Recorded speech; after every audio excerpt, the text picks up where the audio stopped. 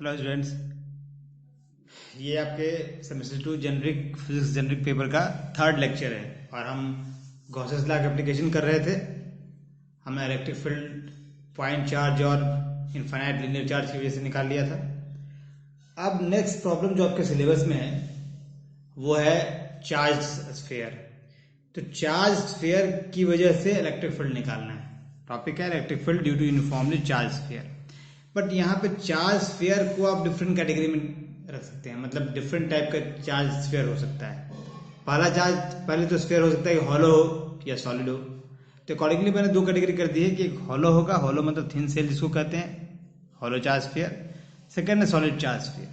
ठीक, हॉलो में भी दो पार्ट हो सकता है, कंडक्टिंग हॉलो हो सकता है charge sphere and non conducting hollow charge sphere हो सकता है। सिमिलरली सॉलिड में भी आपका दो पार्ट हो सकता है, कंडक्टिंग सॉलिड चार्ज स्फीयर और non conducting solid charge sphere. मतलब कुल मिला के चार्ज स्फीयर में चार केस हो गए: hollow conducting charge sphere, hollow non conducting charge sphere, conducting solid charge sphere, non conducting solid charge sphere.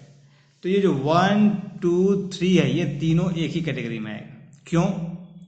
क्योंकि तीनों ही केस में आपके पास जो फील्ड इलेक्ट्रिक चार्ज होगा वो स्फीयर के सरफेस पे होगा। ठीक, इनसाइड द सरफेस कुछ नहीं होगा, कोई चार्ज नहीं होगा, सारा चार्ज का डिस्ट्रीब्यूशन आपके स्फीयर के सरफेस पे होगा। इस वजह से तीनों केस को हम एक जैसा ट्रीट करेंगे। फोर्थ में जो है वो charge uniformly, non conducting solid sphere है तो ये चार्ज यूनिफॉर्मली पूरे स्फीयर में डिस्ट्रीब्यूटेड होगा। तो ये हमारा दूसरा केस हो गया। ठीक है, तो 1, 2, 3 एक जैसा, फोर्थ का दो, मतलब दो कैटेगरी हो गया हमारे पास। चार प्रॉब्लम की दो कैटेगरी हो गई। ठीक है, तो हमने यहाँ लिखा भी है, आपको देखिए। Case 1, 2, 3 are similar because in all these cases charge lies at the surfaces, there is no charge enclosed within the closed surface. Case 4 is different from 1, 2, 3। ठीक है, तो ये आपका हो गया। अब हम आ जाते हैं electric field due to charge sphere. कौन सा केस ले रहे हैं? First three cases: hollow conducting, non conducting and solid conducting. अब आपको जैसे मैंने शुरू के दो एग्जांपल्स में बताए थे, तरीका वही रहेगा। तरीका क्या है? आप जिस भी सिमेट्रिक ऑब्जेक्ट का निकालना है, इलेक्ट्रिक फील्ड निकालना है, उसकी जिस सिमेट्रिक बॉडी की वजह से इलेक्ट्रिक फील्ड निकालना है उसे लीजिए। ठीक है, उसके अराउंड जिस पॉइंट पे निकालना है गॉसियन सरफेस बनाइए और फ्लक्स कैलकुलेट कीजिए। एक बार फ्लक्स कैलकुलेट कीजिए इंटीग्रल ऑफ इलेक्ट्रिक फील्ड के टर्म में, और दूसरी बार कैलकुलेट कीजिए चार्ज इनक्लोज्ड के टर्म में। और आपको पता है गॉसेस लॉ क्या करता है? इलेक्ट्रिक फील्ड का जो इंटीग्रल फॉर्म है, surface integral of electric field, और चार्ज इनक्लोज्ड को कनेक्ट करता है। ठीक, तो हम करते जाते हैं। अब हमने लिया है चार्ज स्फीयर, तीनों केस है हमारे पास।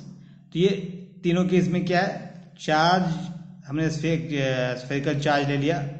ये कैसा हो सकता है? हॉलो कंडक्टिंग हो सकता है, हॉलो नॉन कंडक्टिंग हो सकता है, सॉलिड कंडक्टिंग हो सकता है। तीनों में से कोई भी होगा। इसका रेडियस आर है। हमने कंसिडर किया एक चार्ज स्फीयर लिया, रेडियस आर। कैसा हो सकता है? Hollow conducting, hollow non conducting या सॉलिड कंडक्टिंग। सबके केस में जो चार्ज है क्यू, वो चार्ज स्फीयर के आउटर सरफेस पे लाई कर रहा है। अब मुझे इसके आउटसाइड किसी पॉइंट पे निकालना है इलेक्ट्रिक फील्ड। चार्ज स्फीयर में हमेशा तीन केस लेंगे: एक आउटसाइड द चार्ज स्फीयर, एक at the surface of the charge sphere, और एक इनसाइड द चार्ज स्फीयर। ठीक है, तीनों ही केस आपके पास दोनों केस में है, मतलब दोनों कंडीशन में लेंगे। हमने चार प्रॉब्लम को दो प्रॉब्लम में कन्वर्ट कर दिया, क्योंकि 1, 2, 3 एक जैसे थे, 4 से डिफरेंट था। तो हम अब स्टार्ट किए ये वाले प्रॉब्लम का आउटसाइड द स्फीयर ले रहे हैं। आउटसाइड द स्फीयर मतलब जो ये आर है, R should be greater than radius of the sphere.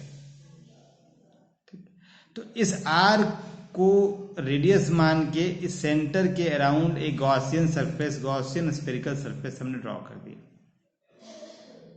ठीक, इस पे चार्ज क्यू है। अब देखिए, ये जो इलेक्ट्रिक फील्ड का डायरेक्शन होगा रेडियली आउटवर्ड है, और जो यहाँ हमने स्मॉल इनफाइनिटेसिमल एरिया लिया उसका भी एरिया वेक्टर इसी डायरेक्शन में होगा।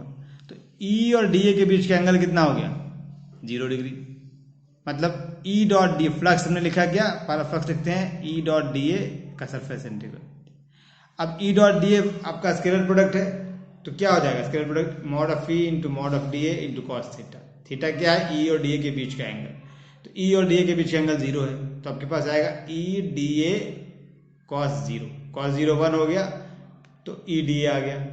अब ई डी ए में भी एक बात आपको जो लास्ट 2 प्रॉब्लम में बताया, हर बार वो रिपीट करना होगा कि जो इलेक्ट्रिक फील्ड है गॉसियन सरफेस पे वो कांस्टेंट है, क्योंकि इलेक्ट्रिक फील्ड किस पे डिपेंड कर रहा है? 1/r² पे, और ये आर आपका इस सरफेस पे कांस्टेंट है, आर कांस्टेंट है तो आपका इलेक्ट्रिक फील्ड कांस्टेंट होगा, तो इलेक्ट्रिक फील्ड कांस्टेंट तो इंटीग्रेशन के बाहर हो गया।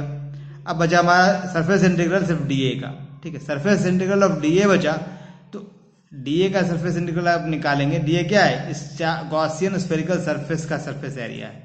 स्फीयर का सरफेस एरिया क्या होता है? 4 पाई इंटू रेडियस स्क्वायर, ये रेडियस है तो 4 पाई आर स्क्वायर हो गया। एक क्वेश्चन नंबर 1 हो गया। फर्स्ट काम, पहला काम आपका हो गया कि आपने फ्लक्स निकाल लिया किसकी मदद से? Integral of electric field, surface integral of electric field with respect to area. अब सेकेंड तरीके से फ्लक्स निकालेंगे। फ्लक्स कैसे निकालना था सेकेंड तरीके से? Charge enclosed by epsilon not. तो चार्ज इनक्लोज क्या है? इस गॉसियन सरफेस के अंदर आपका कंप्लीट चार्ज कितना है? जो चार्ज इसके स्फीयर के सरफेस पे Q, तो Q बाय एप्सिलॉन नॉट आ गया। अब इक्वेशन 1 और 2 को हमको इक्वेट करना है।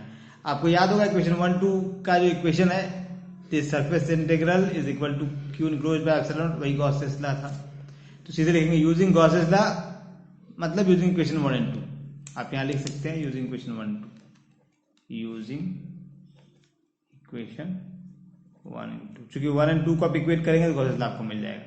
ई डी ए, ये गॉसेस लॉ है, और इक्वेशन 1 में आप ये निकाला है, अब इक्वेशन 2 में आपने ये निकाला है, दोनों को इक्वेट कर दीजिए तो आपके पास ये इक्वल टू है, ठीक।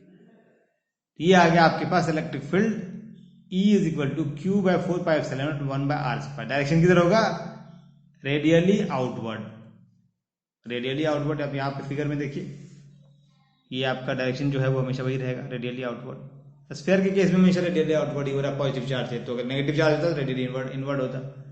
अब यहाँ पे देखिए ये कैसे बिहेव कर रहा है, ये आपको याद होगा, अगर पॉइंट चार्ज की वजह से इलेक्ट्रिक फील्ड, वही एक्सप्रेशन है, पॉइंट चार्ज की वजह से भी किसी पॉइंट पे अगर आप इलेक्ट्रिक फील्ड निकालते हैं तो उसका भी एक्सप्रेशन यही आता है, Q by 1/4 pi epsilon naught Q by R square, ठीक। तो इसका मतलब है कि जो चार्ज फेयर है वो आउटसाइड किसी पॉइंट के लिए कैसे बिहेव कर रहा है कि पूरा चार्ज किसी पॉइंट पे कंसंट्रेटेड है, पॉइंट चार्ज की तरह बिहेव कर रहा है। चार्ज फेयर की वजह से इलेक्ट्रिक फील्ड उसके आउटसाइड में कहीं भी निकालेंगे तो वही रिजल्ट आएगा जो पॉइंट चार्ज की वजह से, सेम चार्ज को अगर पॉइंट चार्ज की तरह ट्रीट करें तो जो रिजल्ट आता है वही रिजल्ट आपका आएगा। ये तो हो गया आउटसाइड द स्फीयर। मैंने कहा था 3 केस होगा, पहला आउटसाइड द स्फीयर, फिर एट द स्फीयर एंड फिर इनसाइड द स्फीयर, ठीक। तो आप कोई भी केस दूसरा निकाल लीजिए, इनसाइड निकाल लीजिए, एट द सरफेस निकाल लीजिए। हम देखते हैं कौन सा केस निकाला है।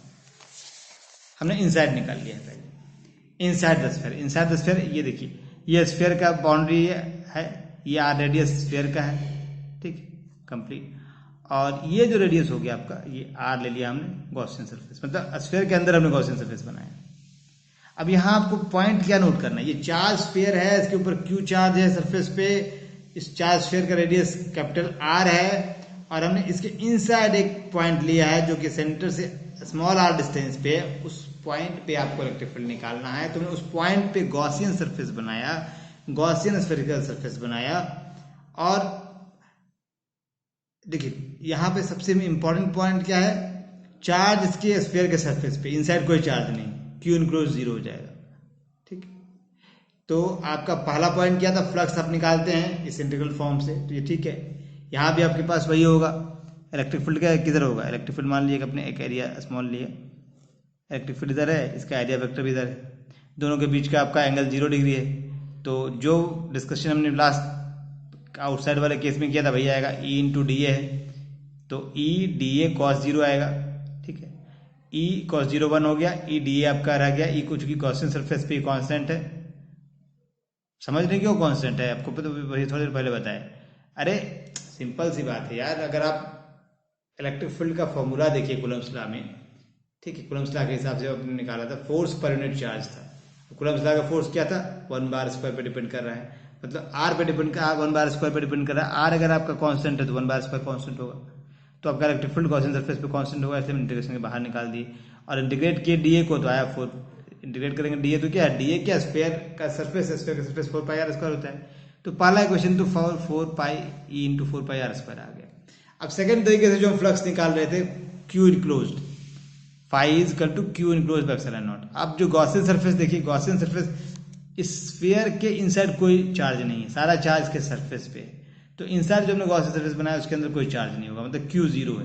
तो आपका फाई ई इस केस से हमारा जीरो आएगा। अब इक्वेशन 1 2 को आप इक्वेट करें, या इसको लिखिए equating equation 1 and 2, Gauss law वही है, दोनों इक्वेशन 1 2 का इक्वेट करें तो वही गॉस लॉ है। इंटीग्रल फर्स्ट का ही है, फाई इसके टर्म में लिया था, फाई इसके टर्म में लिया था, so this equal to 0 हो गया, ये 0 हो गया। मतलब कि इनसाइड ए चार्ज स्फीयर आपके पास इलेक्ट्रिक फील्ड 0 है। एट द सरफेस क्या होगा, एट द सरफेस आपका देख लीजिए क्या होगा। एट द सरफेस आपने क्या किया, मान लीजिए सरफेस पे अपने गॉसियन सरफेस बना दिया, आर इजकल टू आर है, तो फाई आप पहले तरीके से निकालेंगे, सारा लॉजिक वही रहेगा। ई डी ए की डायरेक्शन में है, कॉस 0 होगा, ई को बाहर, ई गॉसियन सरफेस पे कांस्टेंट है, ई बाहर हो जाएगा, तो ई डी ए का इंटीग्रेशन हो जाएगा, E into 4 pi R square लिखे, स्मॉल आर किसके बराबर है, कैपिटल आर के, लिमिट ले रखे हैं 0 से आर, तो आपका होगा E to 4 pi R square, capital R हो गया। दूसरा तरीका क्या था, phi is equal to Q by epsilon से हम फ्लक्स निकाल रहे थे। अब क्यू इनक्लोज जो सरफेस पे है वो सरफेस में ही बाउंड्री हमने बनाया गॉसियन सरफेस, तो क्यू आएगा क्यू बाय एप्सिलॉन नॉट। अब दोनों को इक्वेट कर दीजिए, या गॉसियन यूज कर लिए, और यूजिंग इक्वेशन 1 and 2, ये 1 यहाँ पे निकाला है, 2 यहाँ पे निकाला, 1 की वैल्यू है, 2 की वैल्यू है, दोनों इक्वेट होगा, तो E is equal to 1/4 pi Q by R square, capital R square आएगा। लास्ट में आपका कहाँ आया था, स्मॉल आर।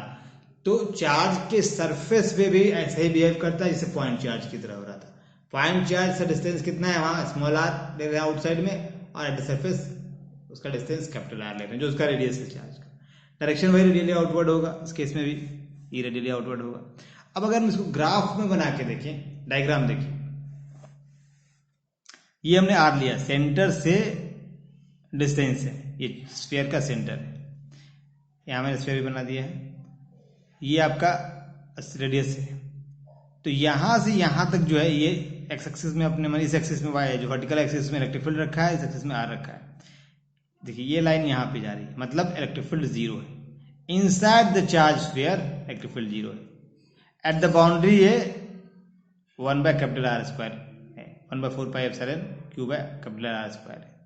इस जगह पे एट द बाउंड्री कहिएगा, ये आपका है E is equal to 1/4 pi epsilon naught Q by capital R square. और ये वेरी कर रहा है आपका, E is varying as 1/r square outside the sphere. Inside the sphere 0, यहाँ इलेक्ट्रिक फील्ड 0 हो गया। यहाँ बाउंड्री पे आपका E 1/4 पाई एप्सिलॉन और क्यू बाय r स्क्वायर है, कांस्टेंट है, r कांस्टेंट है, ये आपका कांस्टेंट हो गया। और ये आपका वेरी कर रहा है, जैसे r वेरी करेगा आउटसाइड में, तो 1/r स्क्वायर वेरी कर रहा है। तो ये आपका ग्राफिकल रिप्रेजेंटेशन हो गया चार्ज स्फीयर का, inside at the surface and outside. कैसे चार्ज स्फीयर है हमारा, फर्स्ट 3 केस वाला है, रिमाइंड करवा दो फिर से। ये चार्ज स्फीयर आपका हॉलो या हॉलो कंडक्टिंग नॉन कंडक्टिंग या चार्ज सॉलिड कंडक्टिंग स्फीयर हो सकता है, तीनों केस के लिए। अब हम सेकंड केस पे आते हैं। सेकंड केस में हमारा क्या है, सेकंड केस का है कि चार्ज स्फीयर तो है, सॉलिड चार्ज स्फीयर है, बट नॉन कंडक्टिंग है, जो फोर्थ केस था। Electric field due to non conducting solid charge sphere, ठीक है। अब नॉन कंडक्टिंग वाले केस में मैंने बताया था कि चार्ज पूरे स्फीयर पे डिस्ट्रीब्यूटेड होगा, थोरोली यूनिफॉर्म डिस्ट्रीब्यूशन होगा उसका, पूरे चार्ज पूरे स्फीयर पे, ठीक है, अंदर इनसाइड आउटसाइड सब कुछ। तो हमने लिखा, let us consider a solid charge sphere of radius r and uniform charge density rho. Rho is equal to क्या है, चार्ज पर यूनिट वॉल्यूम, चार्ज डेंसिटी। ये रो होगा वो कांस्टेंट होगा, चार्ज के अंदर बाहर जहां भी होगा, चार्ज डेंसिटी आपका है, वॉल्यूम चार्ज डेंसिटी कांस्टेंट होगा, ठीक। अब यहां भी हम outside, inside and at the surface वाला केस कंसीडर करते हैं। तो पहला केस हमने आउटसाइड किया, तो सपोज ये हमारा चार्ज स्फीयर था, uniformly solid sphere, non conducting charge sphere है, अब इस पॉइंट पे हमको निकालना है, इस पॉइंट के अराउंड एक गॉसियन सरफेस बना दिया, गॉसियन स्फेरिकल सरफेस बना दिया हमने, ठीक। फिर वही लॉजिक है, ई और डी ए का डायरेक्शन एक ही है, दोनों के बीच का एंगल 0 होगा, ई कांस्टेंट है तो इंटीग्रेशन से बाहर हो जाएगा, बस सारा लॉजिक वही है। इसका ये स्फेरिकल सरफेस है तो जो डी ए का सरफेस पे इंटीग्रेशन करेंगे तो आपका 4πr² आएगा। इक्वेशन 1 आ गया। सेकंड क्या था, फ्लक्स जो निकाल रहे थे सेकंड तरीके से, Q enclose by epsilon naught. अब क्यू इनक्लोज वही है, मान लीजिए ये आपका क्यू इनक्लोज, यहाँ पे सारा जो चार्ज है, टोटल चार्ज आपका है वो क्यू है, टोटल चार्ज पे क्यू है, तो क्यू बाय एप्सिलॉन नॉट हो गया। एक दो को इक्वेट कीजिए, गॉसेस लॉ आ जाएगा, गॉसेस लॉ यही मैंने लिखा है, गॉसेस लॉ आपका आ गया। यूजिंग गॉसेस लॉ लिखिए या यूजिंग इक्वेशन 1 एंड 2, एक ही चीज है। 1 एंड 2 को आप यूज करके कर रहे हैं, जो कि गॉसेस लॉ है। ये पार्ट आपका फाइव इक्वल टू दिस था, फ्लक्स का ये पार्ट 1 लिखा है आपने, फ्लक्स का ये पार्ट 2 है, दोनों को इक्वेट किए, गॉसेस लॉ वाला इक्वेशन आ गया। अब इसकी वजह से हमारा ये आया इक्वेशन 1 में, इसकी वजह से ये आया इक्वेशन 2 में, दोनों इक्वेट करने पर इज इक्वल टू 1/4πε0 Q/r²। और डायरेक्शन क्या है, रेडियली आउटवर्ड। ये भी केस आपका वैसे ही आ रहा है, मैंने बताया था चार्ज स्फीयर के केस में, चारों केस में आपके पास जब आउटसाइड चार्ज स्फीयर के निकालना चाह रहे किसी पॉइंट पे इलेक्ट्रिक फील्ड, तो हमेशा वो एक पॉइंट चार्ज की तरह, चार्ज स्फीयर एक पॉइंट चार्ज की तरह ही बिहेव करेगा। जैसे पॉइंट चार्ज की वजह से किसी पॉइंट पे इलेक्ट्रिक फील्ड होता है, उसी तरह से भी चार्ज स्फीयर का आउटसाइड द चार्ज स्फीयर आपका जो इलेक्ट्रिक फील्ड सेम बिहेवियर होगा जैसे पॉइंट चार्ज का होता है, ठीक। अब अगर एट द सरफेस लेंगे तो एट द सरफेस पे क्या है, उतना नहीं करते हम, सीधे आर जो है वो कैपिटल आर के बराबर है, सीधा हमने ये लिख दिया है। अब जैसे लास्ट टाइम मैंने निकाला जैसे निकाल भी सकते हैं, मैंने सिर्फ ऐसे लिख दिया है। इंटीग्रेशन करके 0 टू कैपिटल आर ले लीजिएगा, या जो भी तरीका है आप निकाल रहे हैं कि पहले ई निकालिए, क्यू निकालिए, सब कुछ आप निकाल के कर सकते हैं। मैंने डायरेक्ट लिख दिया इसे 1/4πε0 Q/r² होगा। यहाँ तक तो आपके पास सिंपल है। अब थोड़ा सा ट्रिक है, जब इनसाइड द चार्ज स्फीयर ले रहे हैं, मतलब r is less than r, इस केस के लिए। चलिए यहाँ स्पेस नहीं है तो हम आगे बढ़ते हैं। ये आपके पास ये आ गया इनसाइड द चार्ज स्फीयर, ये हमने चार्ज स्फीयर लिया और ये इनसाइड हमने गॉसियन सरफेस बनाई। इस पॉइंट पे मान लीजिए मुझे निकालना है, या इस पॉइंट पे मुझे निकालना है, ठीक है, इस पॉइंट पे निकालना है इस पॉइंट पे अगर आप इलेक्ट्रिक फील्ड निकालना चाहते हैं तो क्या, इस पॉइंट के अराउंड हमने इसी रेडियस का एक गॉसियन सरफेस बना दिया। ये आर आपका रेडियस है इस गॉसियन सरफेस का, कैपिटल आर है आपके सॉलिड चार्ज स्फीयर का, non conducting solid charge sphere का, ठीक है। अब वही दो तरीका है, फ्लक्स निकालेंगे ई डॉट डी ए का, सारे लॉजिक वही है। ई और डी ए के बीच का एंगल 0 है तो आपका E mod of E mod of D A cos 0 होगा, कॉस 0 1 हो गया। ई आपका गॉसियन सरफेस पे कांस्टेंट है तो ये इंटीग्रेशन के बाहर आ जाएगा, तो फ्लक्स आपका हो गया E into integration of D ए का इंटीग्रल करेंगे तो ये क्या है, एक स्फेरिकल सरफेस है तो उसका इंटीग्रेशन आपका कंप्लीट आएगा, area surface area of the surface sphere जो कि 4πr² होता है। इक्वेशन नंबर 1 हो गया। फिर दूसरे तरीके से निकालेंगे, दूसरे तरीका में क्या है कि फ्लक्स आपका चार्ज इनक्लोज बाय 1/ε टाइम्स होता है, चार्ज इनक्लोज का 1/ε टाइम्स होता है। अब सपोज यहाँ पे ही थोड़ा सा समझने वाली बात है, इस केस में आपको एक इंपॉर्टेंट पॉइंट है जो कि आपको थोड़ा सा डिफरेंट है। आपके पास चार्ज इनक्लोज क्या है, पूरे स्फीयर में चार्ज है, ठीक है। जब आप इनसाइड कंसीडर कर रहे हैं तो आपका जो चार्ज है वो मान लीजिए क्यू प्राइम, पूरा चार्ज ये कैपिटल क्यू ले लिया, सॉरी ये क्यू ले लिया, और इनसाइड जो चार्ज है गॉसियन वो हमने क्यू प्राइम ले लिया, ठीक। तो हमारे पास फॉर्मूले में क्या है, Q prime by epsilon naught. Q prime क्या है, charge enclose in under Gaussian spherical surface of radius r, ठीक। अब आपको क्यू प्राइम को क्यू के टर्म में निकालना पड़ेगा। आपके पास जो दिया हुआ टोटल चार्ज दिया हुआ है, ठीक है। अंदर मान लीजिए मैंने स्फीयर इस पॉइंट पे दिया, अगर हम इस पॉइंट पे लेते किसी और पॉइंट पे लेते तो क्यू प्राइम चेंज करेगा। तो हमारा क्यू प्राइम क्या होगा, चार्ज तो चेंज करेगा वॉल्यूम के हिसाब से, पर चार्ज डेंसिटी हमेशा सेम रहेगा, ठीक है। तो चाहे इस गॉसियन सरफेस वाले स्फीयर का हम चार्ज डेंसिटी निकालें इसके अंदर, या पूरे के चार्ज डेंसिटी निकालें, दोनों सेम होगा, दोनों का हम चार्ज डेंसिटी निकाल लेते हैं। तो चार्ज डेंसिटी जब हमने निकाला पूरे चार्ज स्फीयर के लिए तो चार्ज पर यूनिट वॉल्यूम भी आ गया। गॉसियन सरफेस वाले के लिए चार्ज डेंसिटी निकाला तो चार्ज पर unit volume Q prime by 4/3πr³ Q by 4/3πr³ capital R cube है, ठीक है।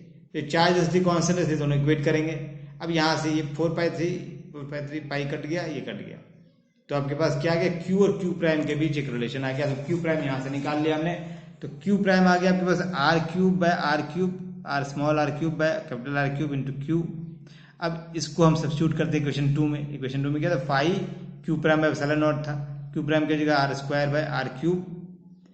Are square by R cube नहीं है, R cube by R cube है, एप्सिलॉन नॉट क्यू है। ठीक है, अब गॉस लॉ यूज कर लीजिए या यूजिंग इक्वेशन 1 and 4।